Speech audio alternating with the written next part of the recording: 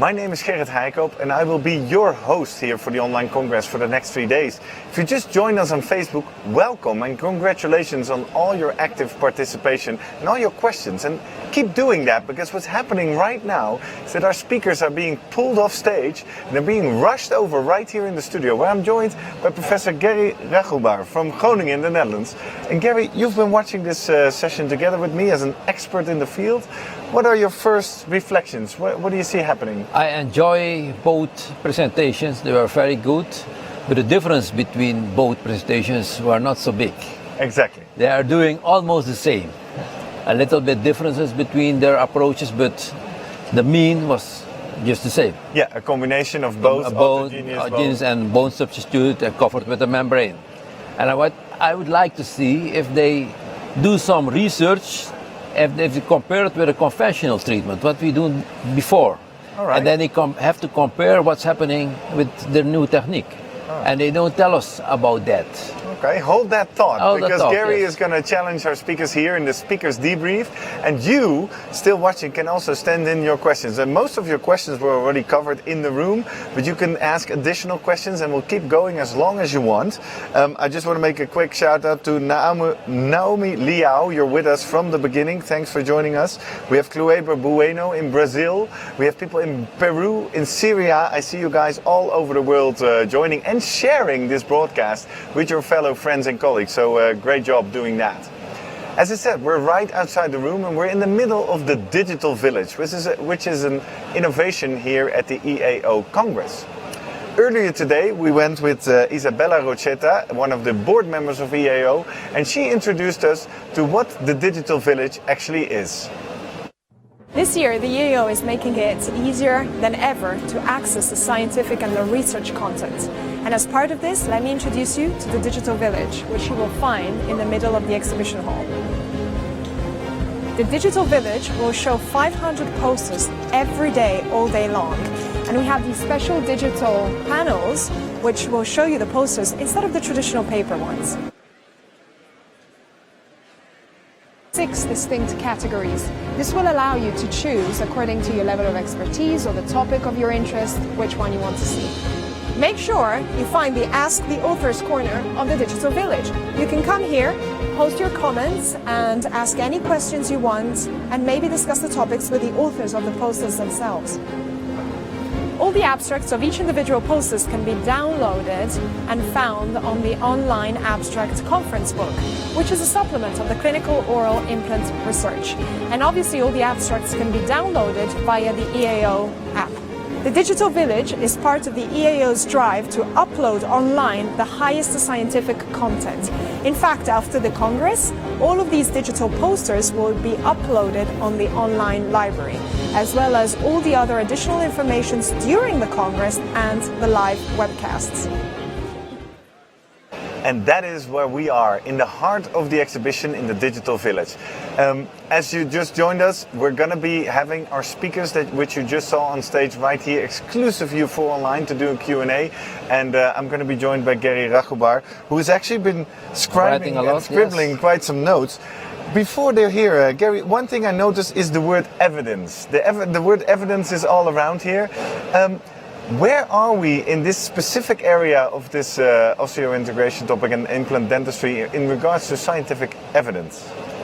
In my perception, we are just at the beginning of proof that a treatment modality has enough evidence to work for everyone. Because we saw 2 surgeons show us beautiful procedures with a lot of skills, but can you do it tomorrow in your own dental practice? Mm-hmm. That's my big question. Yeah. We have to make procedures that everybody can do it. And are you saying what we've just seen on stage was still too complex? They are very complex because surgeries. We heard the word simple quite a lot. No, but I think it's not so simple. They are very experienced surgeons with a lot of skills, and in their hands it well works. Yeah. But the question for me is, did this procedure works in South America, for instance? Yeah, we have viewers from South America. People are watching this. Yeah. Tomorrow they want to do the same. Yeah. And in my perception, you have to do more. You have to do some research to look if everything that they show us is really necessary to have a good primary treatment outcome. Well, we need it for the patients. We don't need complications. Exactly. Because they are so experienced that they don't have a lot of complication. They tell us about that. But if you started tomorrow with this procedure, I don't know what's going to happen. It's highly complex. Yes, it's highly complex. You see them walking up? Yes, they're coming up. Well, let's challenge them a bit, and I Yes. think it's an interesting topic to discuss with them. How can we make this even simpler and a step-by-step approach that every Yes. dentist can perform? Can do it. If they are there, they're being mic'd up at the moment. Let me reiterate my question to you. I already see you, Dominique Villavincento. Your question is coming up definitely here in the broadcast, so stay tuned. And if you're now watching us, let us know. First of all, I'd love to know. Anyway, give us a shout out. I see a lot of compliments. A lot of people like the broadcast. Hitoshi Tamaki I think you're from Japan, or at least the Far East. You like it, very good. Thank you very much for your compliments. And make the most of your online congress here on Facebook, because we're gonna continue for as long as you keep it interesting. But we expect that might be approximately half an hour.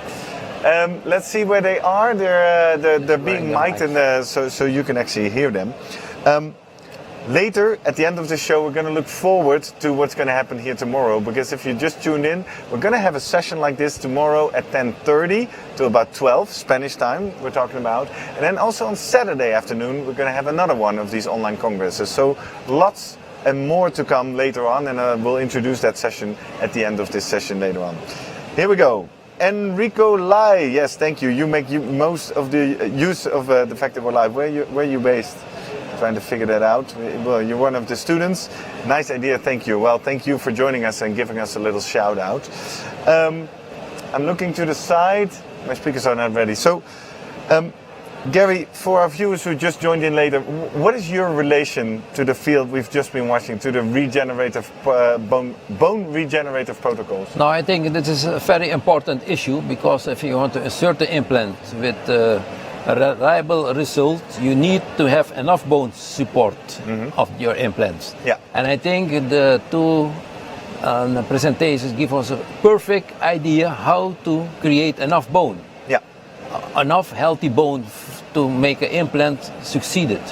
And I think that's the most important part, because if complication occurs when you insert the implant, we call it peri-implantitis, then you have a problem. Yeah. Most of the cases we cannot do nothing at all. So we take out everything? You have to take out, in some cases you have to take out everything. Well, if you reconstruct the bone with a good protocol, you have done a perfect job. Exactly. I think they're ready. I'm going to make room. I'm going to switch over, see if they see me. I'll switch over to the desk next to you so I can keep an eye on Facebook in the Facebook comments. Guys, if you're ready, just join us on the desk. Careful for all the cables around. Step in and welcome. Thank you. Nice presentation. Nice presentation. Hi, thank you. Yes. If you just tuned in later, which is possible because we're live on Facebook and we're going pretty viral. People are massively sharing this talk. We're now joined by Istvan Urban from Hungary and Professor Frederico Alfaro from Barcelona, and we just saw you talk. I'm going to hand it over to the professor for a second, and let's see. He's been taking notes and he's been taking some serious considerations at what he's heard. You know, I want to congratulate you with your perfect lecture. You are a very experienced surgeon with a lot of skills. Thank you. But I have some questions for dental practice somewhere else in South America. If I have a class 3 defect, Professor Alfaro, a lateral incisor is missing. Only a lateral incisor. What are you going to do? Because you tell us that you want to do a split crest osteotomy. But no, if it's just one tooth. It's one tooth. What are you doing? Definitely place the implant and do simultaneous GBR. And if you cannot place it and you want to do a bone augmentation first, what is your approach? Then it's not a class 3, it's a class 4. It's class 4, yes. What are you Then I would do I show a case, a small block. Yes.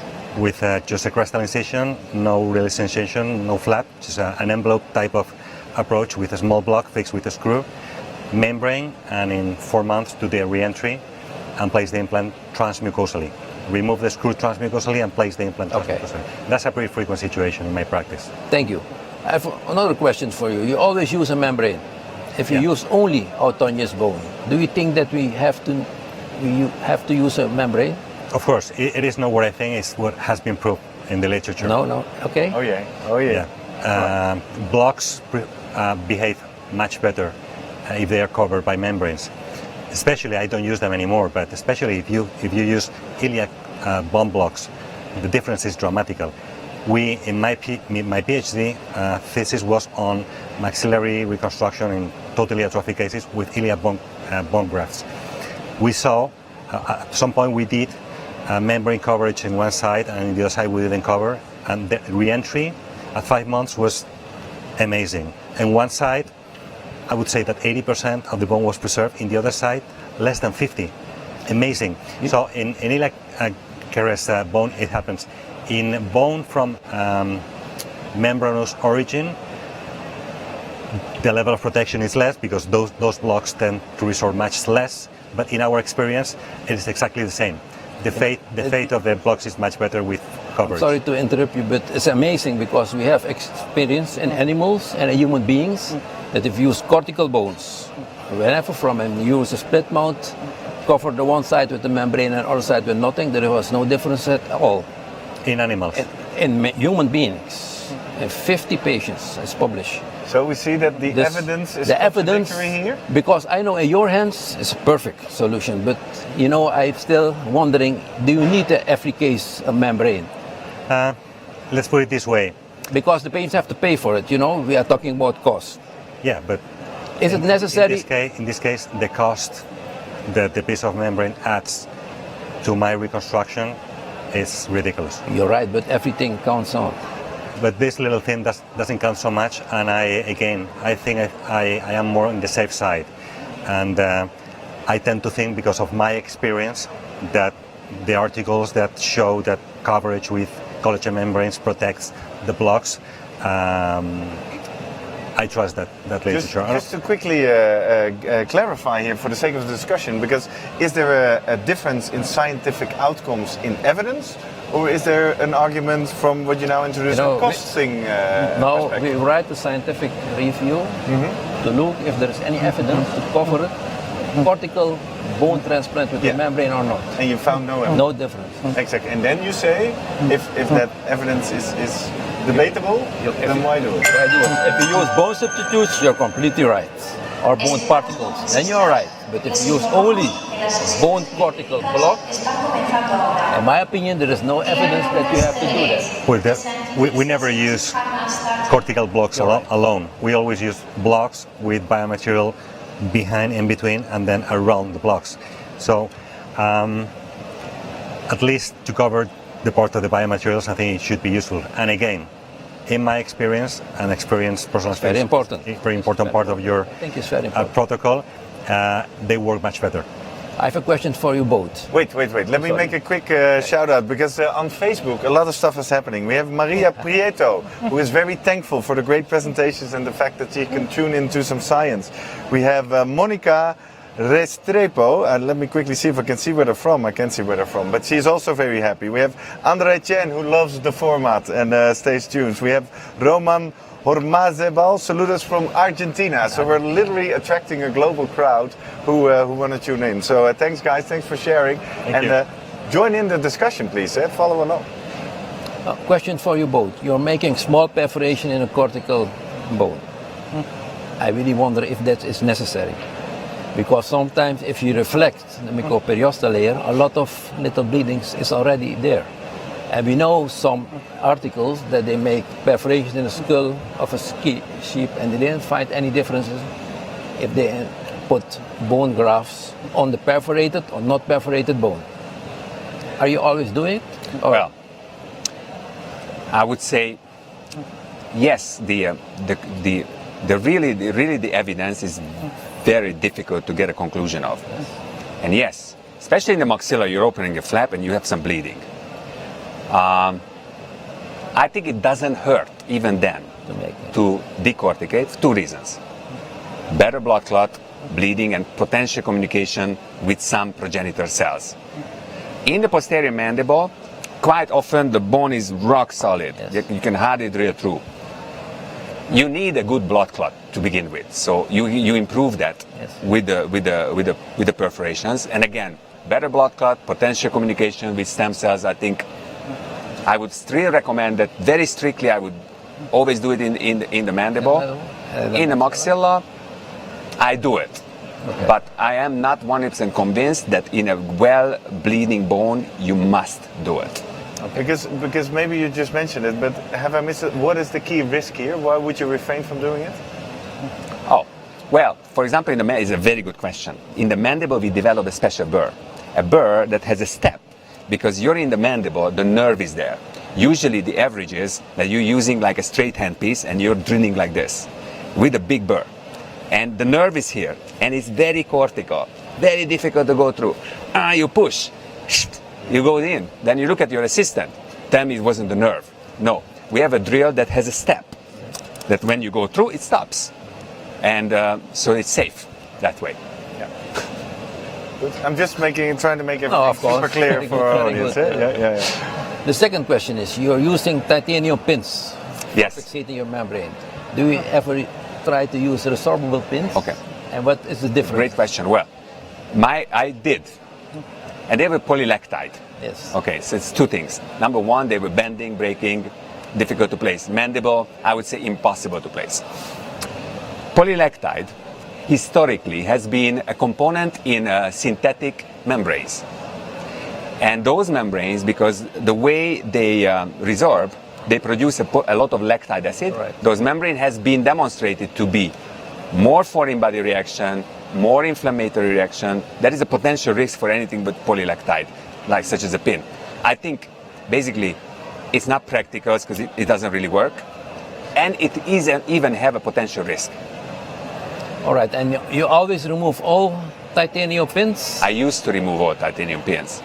If I use a resorbable, non-resorbable membranes, all pins are coming out. Yes, but then A resorbable membranes, anything from the lingual part of the mandible comes out, anything close to the implant neck comes out, but we don't have to reflect a full flap to take a perfect titanium alloy pin out from up here, because it's very unlikely that will do any harm to the patient. So less flap, better, and only remove the pins which you have to remove. All right. Do you agree? Well, I don't use pins because I use titanium mesh. So basically, you need to fix that with screws, as small as possible, but they need to be screws. Pins are not able to fix that. Is it the idea to compare the titanium mesh with your technique? I think it's a good idea to compare. Yeah. Because then In Loma Linda, honestly, we called it the titanium mess. Why? It was a mess to work with it. You know, the exposure, the placement, This is the personal sharpness, the sharpness, the touching the tooth, how do you cut it? But I always say, if somebody can do a good titanium mesh, can do a membrane. Yes. Okay? Yeah. So, True. What I've seen in my case by using titanium mesh is that even though in your hands adapting the membrane and tailoring the membrane is fast and easy, in non-expert hands it takes long, and to achieve the perfect dome shape, very homogeneous in the anterior part, in the posterior part, is not that easy if you're not very experienced. With the titanium mesh, you do all the work beforehand, and you said that it is true that if you do it 3D printed, it can be the case that it is at the end not fitting just perfectly. But we do it in all cases is to stay away from the neighboring teeth, at least 4 or 5 millimeters. We don't want and to. then you can have a little mistake. Exactly. Yes. And for me, saving this extra 5 to 10 minutes is important, because then it's a very straightforward, easy procedure. I just need to concentrate on designing a fantastic flap and take some scrape bone with a biomaterial, place it into the preformed mesh, and then fix it. And it works 100%. The problem with soft tissues that we used to have in significant percentage of cases, we have solved that by using this delay technique, thus reinforcing the quality and the vitality of the flaps. So far so good. But I don't think I'm going to be using titanium mesh in 5 years. There will be something else for sure. I think the key to your boat of success is the soft tissue handling. I really enjoy it, and the I tissue think is the issue for the sure. people has to know Tissue that is that's the the most issue. important Can we thing. go in that? Yes, the tissue is the issue. You're completely right. It's not mine. It has been The said. soft issue handling is true. most important part. And that's what I said. Once we're going to have, let's say, a 3D printed something, graft, that will have stem cells, growth factors. You put in, you get the bone, you still have to open the flap, And put it you in, soft it. and close it, because it's not going to work that you leave it exposed. Yes, you're Exactly. Right. Exactly. So mastering It's all soft about tissue that. surgery will always be very important. I have a completely different question. Can I interrupt? Keep Yes, that, because yes, you yes, are yes. a big source. I have an online question Oh, that's- from an that's online more- viewer. And just before you arrived, we chatted a bit already that you guys are very experienced and very high qualified. You make things look simple, but 95% of our audience might be normal dentists, dentists and or how can we surgeons, bring yes. these techniques to them, right? And also make it work in practice. And here's a very practical question from Nakata Masaki, who says, I want to know what kind suture thread are you using for good results? Oh, this is a very good question. Are we using something for, we call it a holding suture. These are basic mattress sutures that are around since surgery is around. These are holding the flap. We're utilizing a type of, it's a Teflon suture that has a strength of about close to 50 Newton tear resistance. And that holds the flap. We have maybe if 4 teeth are missing, we have 3-4 of those. That's holding the entire flap. And that has to be done with a suture that is strong enough for that. And then the rest of the suture is just like small suturing that can be done with a 5 or 6 or whatever you want. But the holding suture, at least in our practice, is something that is strong, that is clean. Mm-hmm. It doesn't attract the bacteria. So currently, and before we use the Gore sutures, there was EPTFE, now it's a dense PTFE suture. It works very, very nicely. So you have one powerhouse in your toolkit. Yeah. That's the most important suture. Yeah. Do you have similar experiences, or you don't use it? Well, basically what I try to stress to my students is that they should not rely on the sutures, which is true, to be on the safe side. Tension-free close. I tell them, and it's what I do in my cases, that at the end of the procedure, you should have the feeling that you could literally lift the flaps together with some glue and they would stay because no tension. So if there is tension, no matter what kind of suture you do, it will open.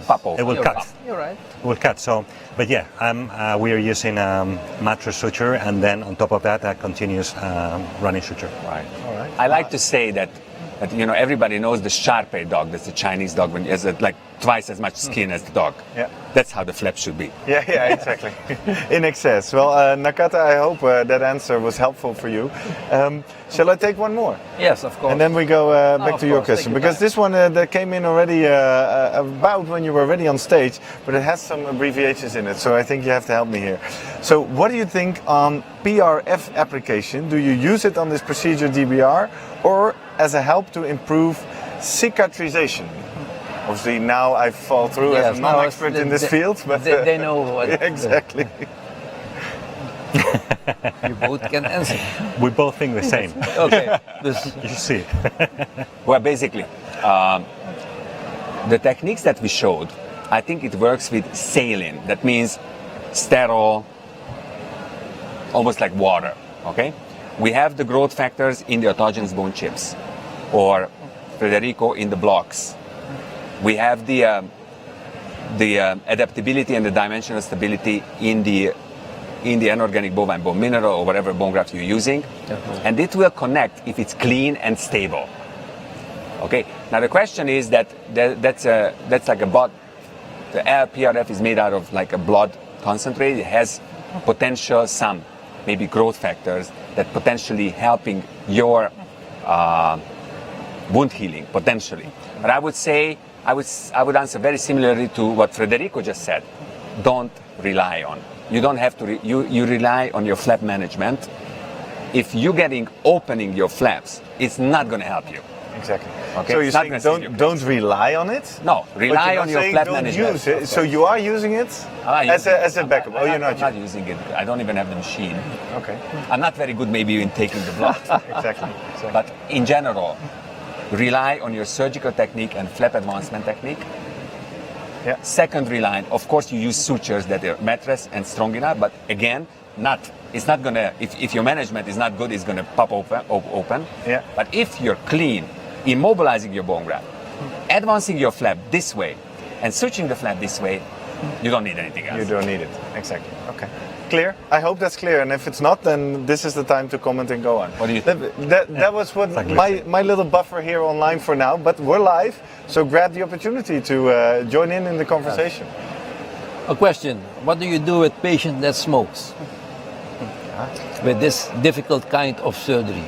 I do not take smokers.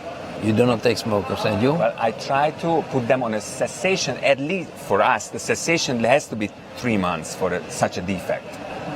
I get a patient, many of them already had failures, have a gigantic defect. It's very difficult to do in a healthy patient. If a patient has a poor host, the healing, the potential soft tissue healing, the capability to get an infection is much bigger, so it's not worth. But the good thing, my good experience is that, if a patient comes to me and has an anterior maxillary defect, 35, and I tell them, look, I can do this. Once you're not smoking a single cigar for at least 3 months, because it's my rule. It's not scientific, but I look at the skin and I see better skin. I see better tissue. I see it's of course getting vascularized.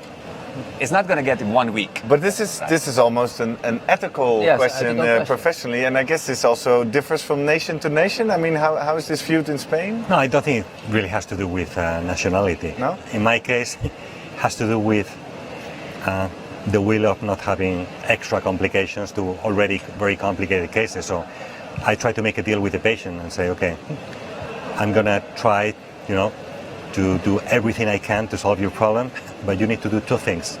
First one is to pay. Second one is to quit smoking. And to quit smoking forever.